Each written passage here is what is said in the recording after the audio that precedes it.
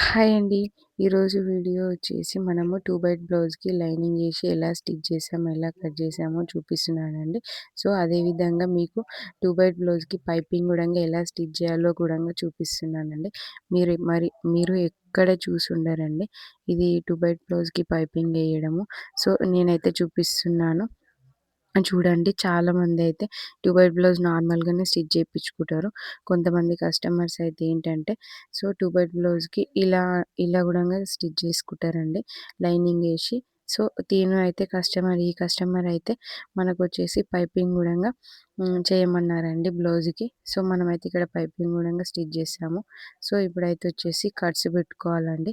ఇట్లా కట్స్ పెట్టుకొని నెక్స్ట్ దీన్ని సేమ్ మనం లైనింగ్ బ్లౌజ్ ఎలా స్టిచ్ చేసామో అలా దీన్ని ఉల్టా తీయాలండి. తీసి చూడండి గ్రీన్ కలర్ పైపింగ్ అయితే ఏసాను. ఎందుకంటే శారీలో గ్రీన్ కలర్ మ్యాచ్ అయింది. సో, ఇక్కడ గినంగా నేను గ్రీన్ కలర్ పైపింగ్ అయితే వేశాను.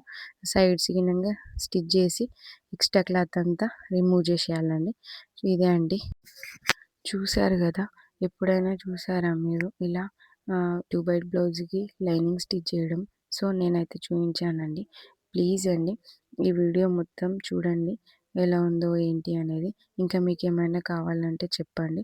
సో, ఈ వీడియో చూసి కామెంట్ చేయండి. ప్లీజ్ సబ్స్క్రైబ్ గూడా చేసుకోండి.